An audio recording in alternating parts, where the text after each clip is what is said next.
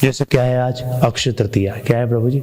अक्षय तृतीया। और अक्षय तृतीया में लोग किस चक्कर में होते हैं? ये हमने जो कि भारत भूमि में जन्म हुआ है और भारत भूमि में जन्म होने के कारण ये सबने सुन रखा है कि इस दिन अगर कोई भी दान पुण्य करो, कुछ भी करो तो अक्षय अक्षय रहता है, उसका क्षय नहीं होता, ये लोग कहते हैं। अब हमारा सिर्फ इसके अंदर कहना यही है, देखिए मैं आपसे प्रार्थना करता हूं, हम आपसे नम्र निवेदन करते हैं, आपसे प्रार्थना करते हैं, ये एक बहुत बड़ी अपॉर्चुनिटी है, एक बहुत बड़ा अवसर है हम सबके सामने।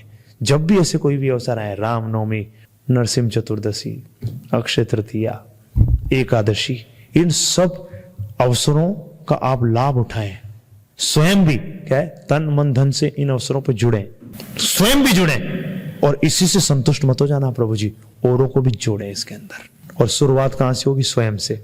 खुद जुड़े, अपने परिवार के प्रत्येक सदस्यों को जोड़ें और बाकी अन्य भी जो भी आपसे संबंधित हैं, जिनको भी आप प्रभावित कर सकते हैं, जो भी आपकी बात मानते हैं, उन सबको भी समझाने का प्रयास करें। ध्यान रखिएगा, सिर्फ प्रयास करिए आप, वो समझेगा या नहीं वो छोड़िए आप, उससे कोई फर्क नहीं पड़ता। आपकी भक्ति बढ़ेगी अगर आपने सिर्फ क्या किया, समझाने का प्रयास किया। क्योंकि ध्यान रखिएगा प्रभु जी, आप इस चीज को समझिए, आज सबसे बड़ी आवश्यकता है तो किसकी आवश्यकता है बताइए आप? लोगों को इस दर्शन को समझाने की आवश्यकता है। लोगों को आज ये जो दर्शन है, वेदों का, शास्त्रों का, ये मालूम ही नहीं है और सारे दुखों का कारण यही है, इस दर्शन को ना जानना, इस ज्ञान को ना जानना। आज विद्या की कमी है। किसकी कमी है प्रभु जी?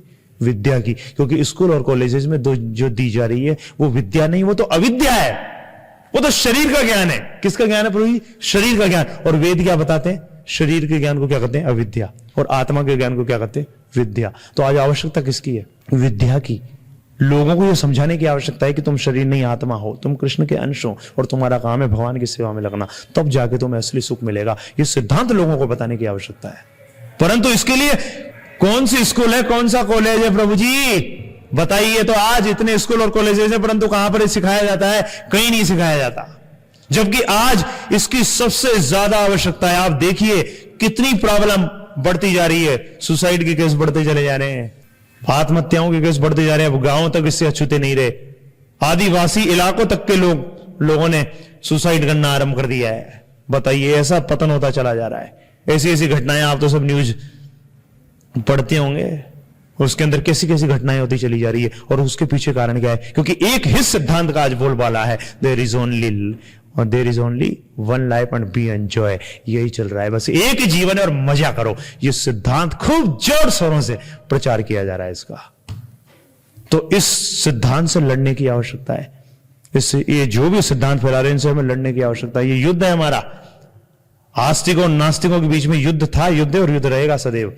तो हमारा भी युद्ध है। इस युद्ध में आप हमारा साथ दीजिए, कदम से कदम मिलाकर हमारे साथ चलिए।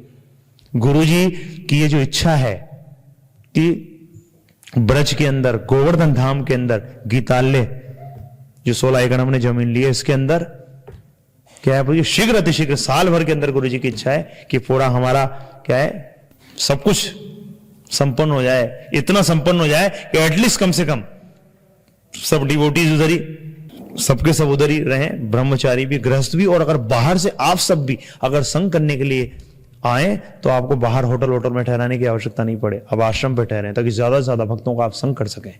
ये गुरुजी की इच्छा है। तो मैं आपसे हाथ जोड़ के प्रार्थना करता हूं, एक व्यक्ति अगर प्रयास करेगा ना प्रभु जी, उससे कुछ नहीं होने वाला है।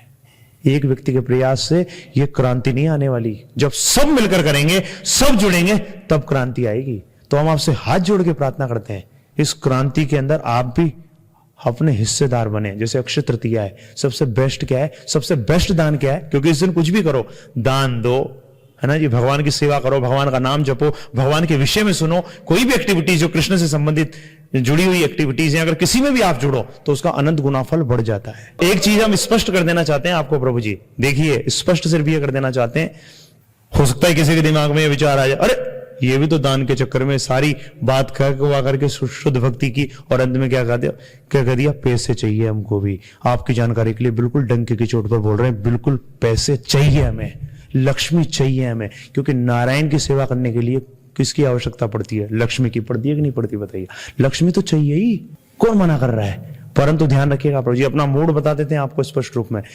हनुमान जी भी सीता जी को चाहते थे कि नहीं? परंतु किस लिए चाहते थे? कि वो राम जी के पास जाएं और राम जी की सेवा में लगें। सही है कि नहीं? उनका मूड क्या था? किस लिए चाहते थे लक्ष्मी, बताइए आप, कि राम जी के पास जाए। और रावण का भी मूड था, वो भी सीता को चाहता था, परंतु उद्देश्य क्या था, भोग के चक्कर में था।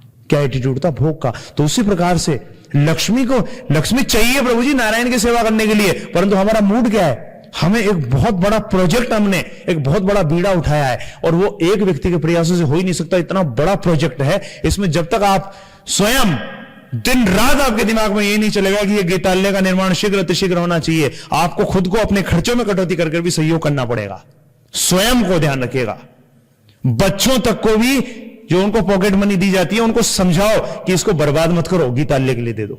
बच्चों को समझाओ, अगर आपकी पत्नी है उसको समझाओ, पूरे परिवार के सदस्यों को समझाओ, आपके रिश्तेदारों को समझाओ, सबको समझाओ आप। गुरुजी ने एक बार ये बताया कि गुजरात के अंदर चर्चा कर रहे थे कि गुजरात के अंदर किसी ने सिर्फ इस प्रकार से मंदिर बनाया था कि आपके घर में जो भी आप रद्दी वद्दी कुछ भी आप बेचते हो ना, उससे जो भी पैसा आता है उसको सिर्फ दान कर दिया करो, उससे बहुत बड़ा मंदिर बन गया था। उसी प्रकार से आप भी तो कर सकते हो ऐसे कई चीजें कि चलो ये तो सेवा में जाएगा। जैसे हैं हमसे जुड़े हुए कई ऐसे डिवोटीज हैं, भक्तगण हैं, उन्होंने कुछ फिक्स कर रखा है कि अगर ऐसा ऐसा कुछ हुआ तो सीधा गीतालय के लिए जाएगा। आप भी ऐसा कुछ बना लीजिए, क्या दिक्कत है। आपको खुद को प्रभु जी ध्यान रखिएगा, कटौती करनी पड़ेगी। और गुरुजी एक चीज और बोलते हैं, गुरुजी ये कहते हैं कि सब कुछ क्या हुआ, निर्माण संपन्न हो गया, सब कुछ सेटअप हो गया, और फिर आकर के जी हम रहना चाहते हैं यहाँ पे, फिर सेवक कहां हुए प्रभु जी, आप बताइए। आप सेवक तो वो है जो क्या है, गुरुजी के साथ कदम से कदम मिला करके, और गुरुजी ने जो इतना बड़ा बीड़ा उठाया, गुरुजी कर किसके लिए रहे हैं बताइए आप, हम सब जीवों के लिए। बाकी अन्य भी जो भक्ति करना चाहते हैं उन सबको एक प्लेटफॉर्म मिलेगा शुद्ध भक्ति करने का। तो हम आपसे हाथ जोड़ के प्रार्थना करते हैं कि ये जब अवसर आए तब स्वयं भी अपना योगदान दे, और सिर्फ स्वयं का योगदान देकर संतुष्ट ना हो, क्योंकि प्रोजेक्ट इतना बड़ा है, इसमें आप सबको पूरी तरीके से जुड़ना पड़ेगा, स्वयं को भी और औरों को भी जोड़ना पड़ेगा। और सिर्फ आप प्रार्थना करिए ना कि आपसे प्रार्थना है, इधर उधर दे रहे, उससे बड़ी आज आवश्यकता है इस ज्ञान के प्रचार की, और गिव किस कार्य में लगा हुआ है। सिर्फ हमारा सिर्फ और सिर्फ एक ही तो उद्देश्य, विद्या को जन जन तक पहुंचाना, आध्यात्मिक ज्ञान को जन जन तक पहुंचाना। हम और अदर एक्टिविटीज में तो लगे हुए ही नहीं है। गुरुजी साहब कहते हैं गिव का उद्देश्य बड़ा क्लियर है एकदम, इस ज्ञान को हम एक ही कार्य में लगे हुए, भगवत गीता का यथारूप ज्ञान जन जन तक पहुंचाना, इसी कार्य में तो हम संलग्न है प्रभु जी, और तो हमारा कोई कार्य है ही नहीं। इसलिए हम आपसे हाथ जोड़ के प्रार्थना करते हैं कि आप स्वयं जुड़िए, औरों को जोड़िए, और हम आपसे कोई भरोसा दिलाते हैं, ये केवल इस दृष्टिकोण से ही आपके लिए कल्याणकारी नहीं है कि गीतालय का निर्माण बहुत जरूरी है। नहीं नहीं, आपकी जानकारी के लिए, आपके पास जो भी धन आता है शुद्ध नहीं होता प्रभु जी। जब आप उसको दान देते हैं तब शुद्धि होती है, और दान देने से भी नहीं होती। किसी एरे गेरे लत्तू खेरे को दे दिया तो अशुद्धि हो जाएगी, उसने उसका दुरुपयोग कर दिया। सही है कि नहीं। बट एक ऐसी अपॉर्चुनिटी है आपके पास में, आपको दान भी देने का मौका मिल रहा है, तो कहां पर मिल रहा है, एक ऐसे प्रोजेक्ट में जो लगेगा जिससे कितने जीवों को फायदा होगा। सोचो आप, ये ऐसा जगह आप दे रहे हो कि जो आपने दे दिया वो स्थायी रूप से आपके खाते में जमा हो जाएगा, कभी किसी चीज का अभाव ही नहीं रहेगा। इतना बड़ा कार्य है। तो हम आपसे हाथ जोड़ के प्रार्थना करते हैं, स्वयं जुड़े, औरों को जोड़े, फिर लोग जुड़े या ना जुड़े इससे कोई फर्क नहीं पड़ता। ये हमारी आपसे प्रार्थना है। तो इसलिए इसको बहुत ही गंभीरता से लीजिए, और इस पथ पर गंभीरता से जुड़िए। इस क्रांति के अंदर हम आपको जोड़ना चाहते हैं, प्लीज इस क्रांति में हमारे साथ जुड़े। और सबसे बड़ा जुड़ना तो क्या होगा, सबसे बड़ा जुड़ना तो ये कि पूरा जीवन ही दे दो, ये तो सबसे श्रेष्ठ है। परंतु अगर आप जीवन नहीं दे सकते तो जीवन आपको किसमें लगा रखा है आपने, जीवन से आप क्या कर रहे हो, पैसे कमाने में लगे हुए हो आप।